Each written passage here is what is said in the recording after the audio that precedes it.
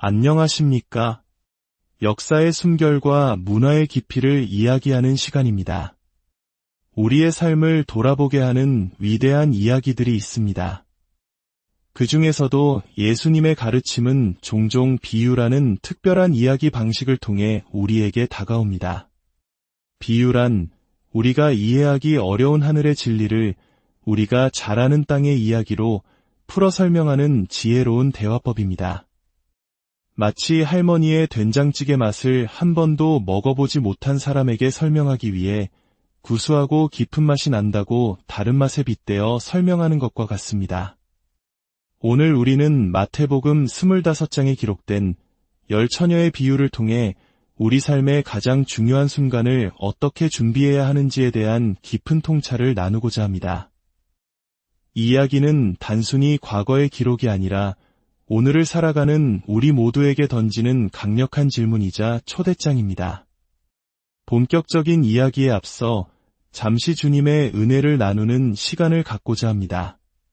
만약 오늘 이 말씀이 여러분의 마음에 울림을 준다면 공유하기를 통해 주변의 소중한 이들에게 이 은혜를 전해주십시오. 빛의 말씀을 나누는 것은 가장 큰 사랑의 실천입니다. 저희 채널을 구독해주시는 것은 저희가 이러한 귀한 이야기들을 계속해서 세상에 전할 수 있는 큰 힘이 됩니다. 이 말씀을 듣는 모든 분들의 삶에 하나님의 평강이 함께하기를 기도합니다. 자, 그럼 이제 위대한 스승이신 예수님의 교실로 들어가 보겠습니다. 마태복음 25장 1절에서 13절의 말씀입니다. 그때의 천국은 마치 등을 들고 신랑을 맞으러 나간 10처녀와 같다 하리니 그 중에 5은 미련하고 5은 슬기 있는 자라. 미련한 자들은 등을 가지되 기름을 가지지 아니하고 슬기 있는 자들은 그릇에 기름을 담아 등과 함께 가져갔더니 신랑이 더디 오므로 다 졸며 잘세. 밤중에 소리가 나되 보라 신랑이로다 맞으러 나오라 하매 이에 그 처녀들이 다 일어나 등을 준비할세. 미련한 자들이 슬기 있는 자들에게 이르되 우리 등불이 꺼져가니 너희 기름을 좀 나눠달라 하거늘 슬기 있는 자들이 대답하여 이르되 우리와 너희가 쓰기에 다 부족할까 하노니 차라리 파는 자들에게 가서 너희 쓸 것을 사라 하니 그들이 사러 간 사이에 신랑이 오므로 준비하였던 자들은 함께 혼인 잔치에 들어가고 문은 닫힌지라. 그 후에 남은 처녀들이 와서 이르되 주여 주여 우리에게 열어주소서. 대답하여 이르되 진실로 너희에게 이르노니 내가 너희를 알지 못하노라 하였느니라. 그런즉 깨어있으라. 너희는 그 날과 그때를 알지 못하느니라. 이 비유를 온전히 이해하기 위해서는 먼저 당시 유대인의 결혼 문화를 알아야 합니다. 우리가 오늘날 생각하는 결혼식과는 사뭇 다른 깊은 의미를 담고 있는 과정이었습니다. 고대 유대 사회에서 결혼은 여러 단계로 이루어진 신성한 언약이었습니다. 첫 번째는 약혼입니다. 이는 단순히 반지를 주고받는 약속이 아니라 신랑이 될 사람이 신부의 집을 찾아가 신부의 몸값을 지불하며 맺는 법적 효력이 있는 계약이었습니다. 이 언약이 맺어지면 두 사람은 아직 함께 살지 않아도 이미 부부로 간주되었습니다. 요셉이 마리아의 임신 소식을 듣고 파혼 증서를 주고 조용히 관계를 정리하려 했던 이유가 바로 여기에 있습니다. 아직 결혼식을 올리지 않았지만 이미 언약 관계에 있었기 때문입니다. 언약을 맺은 신랑은 곧바로 신부와 함께하지 않았습니다. 그는 아버지의 집으로 돌아가 신부가 살게 될 집, 즉 처소를 마련해야 했습니다. 이 기간은 보통 1년 이상 걸리기도 했습니다. 신랑이 사랑하는 신부를 위해 정성껏 집을 짓는 동안 신부는 오직 신랑을 기다리며 자신을 정결하게 지키고 신부로서의 준비를 해야 했습니다. 이 모습을 통해 우리는 예수님께서 하신 말씀을 떠올리게 됩니다. 내가 너희를 위하여 거처를 예비하러 가노니 가서 너희를 위하여 거처를 예비하면 내가 다시 와서 너희를 내게로 영접하여 나 있는 곳에 너희도 있게 하리라. 예수님은 우리의 신랑으로서 우리를 위한 영원한 처소를 마련하러 가셨으며 반드시 다시 오시겠다고 약속하셨습니다. 신랑이 언제 돌아올지는 아무도 몰랐습니다. 심지어 신랑 자신도 아버지께서 허락하시는 그날까지는 알 수 없었습니다. 그렇기에 신부와 신부의 들러리들은 항상 깨어 준비하고 있어야 했습니다.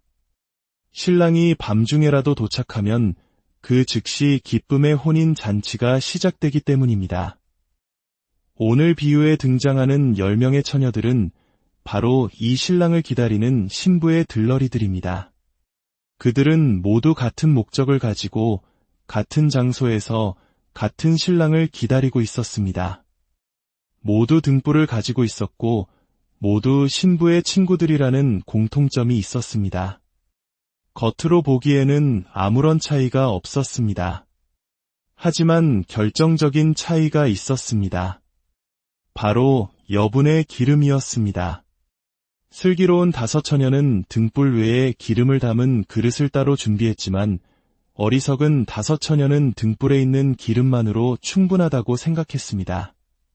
신랑이 예상보다 더디 오자 10처녀는 모두 잠이 들었습니다. 지혜로운 자나 어리석은 자나 준비된 자나 준비되지 않은 자나 모두 육신의 연약함으로 인해 잠에 빠져들었습니다. 우리 역시 이 세상을 살아가며 영적으로 잠들기 쉽습니다. 바쁜 일상에 지쳐 혹은 세상의 즐거움에 취해 주님이 다시 오신다는 약속을 잊고 살아갈 때가 많습니다. 바로 그때 깊은 침묵을 깨는 외침이 들려옵니다. 보라, 신랑이로다. 맞으러 나오라. 이 외침은 우리 인생의 결정적인 순간을 의미합니다. 예상치 못한 때에 가장 깊은 어둠 속에서 찾아오는 부르심입니다. 잠에서 깬 처녀들은 서둘러 등불을 정돈합니다. 하지만 어리석은 처녀들의 등불은 기름이 다해 꺼져가고 있었습니다. 다급해진 그들은 슬기로운 처녀들에게 기름을 나눠달라고 애원합니다. 여기서 우리는 냉정하지만 중요한 진리를 마주하게 됩니다. 슬기로운 처녀들은 우리와 너희가 쓰기에 다 부족할 수 있으니 차라리 기름 파는 곳에 가서 너희 쓸 것을 사라고 대답합니다. 이것은 결코 이기적인 행동이 아니었습니다. 그들은 자신의 사명을 알고 있었기 때문입니다. 만약 기름을 나눠주었다면 결국 10명 모두 신랑을 맞이할 빛을 잃게 되었을 것입니다. 이 비유에서 기름은 무엇을 상징할까요? 성경에서 기름은 종종 성령의 임재, 하나님과의 깊은 개인적인 관계, 기도와 말씀으로 채워진 믿음을 상징합니다. 이것은 다른 사람에게 빌리거나 단기간에 살 수 있는 것이 아닙니다. 오직 오랜 시간 동안 하나님과 동행하며 인내와 순종을 통해 스스로 채워야 하는 영적인 자산입니다. 부모님의 신앙이, 배우자의 믿음이, 목사님의 기도가 나의 기름이 되어줄 수는 없습니다. 내 기름은 내가 준비하라는 주님의 음성은 바로 이 개인적인 책임과 준비의 중요성을 일깨워줍니다. 어리석은 처녀들이 기름을 사러 간 사이 신랑이 도착했습니다. 그리고 준비되어 있던 슬기로운 처녀들만이 신랑과 함께 혼인잔치에 들어갔고 문은 굳게 닫혔습니다. 뒤늦게 돌아온 어리석은 처녀들이 문을 두드리며 애원했지만 신랑의 대답은 차가웠습니다. 내가 너희를 알지 못하노라. 이것은 얼마나 뼈아픈 후회이며 돌이킬 수 없는 비극입니까? 그들에게는 잠재력이 있었습니다. 신랑을 맞이할 수 있는 자격, 그 기회의 문 앞에 서 있었습니다. 그러나 준비가 없었기에 모든 것을 잃고 말았습니다. 인생에서 가장 슬픈 일은 너무 늦게 진지해지는 것입니다. 기회가 주어졌을 때 최선을 다하지 않고 모든 것이 끝난 뒤에야 후회하는 것만큼 어리석은 일은 없습니다. 이 이야기는 오늘날 영적으로 잠들어 있는 우리 교회와 성도들에게 경종을 울립니다. 우리는 화려한 건물과 세련된 찬양, 유창한 설교라는 멋진 등불을 가졌을지 모릅니다. 그러나 그 안에 성령의 뜨거운 기름이 없다면 우리는 그저 형식만 남은 껍데기에 불과합니다. 하나님께서는 우리의 재능이나 외적인 모습이 아니라 우리 중심에 채워진 진실한 믿음의 기름을 보십니다. 우리는 지금 밤중과 같은 시대를 살고 있습니다. 예측할 수 없는 질병, 경제적 불안, 세대와 이념 간의 갈등 속에서 많은 이들이 길을 잃고 방황합니다. 마치 끝이 보이지 않는 어두운 터널을 지나는 것 같습니다. 그러나 성경은 이러한 때가 바로 신랑이 오실 때가 가까웠다는 신호라고 말합니다. 그렇기에 우리는 더욱 깨어 있어야 합니다. 슬기로운 처녀들처럼 우리는 만약을 대비해야 합니다. 만약 주님이 오늘 밤에 오신다면, 만약 내 삶에 예상치 못한 어려움이 닥친다면 나는 그것을 감당할 영적인 기름을 충분히 가지고 있는가?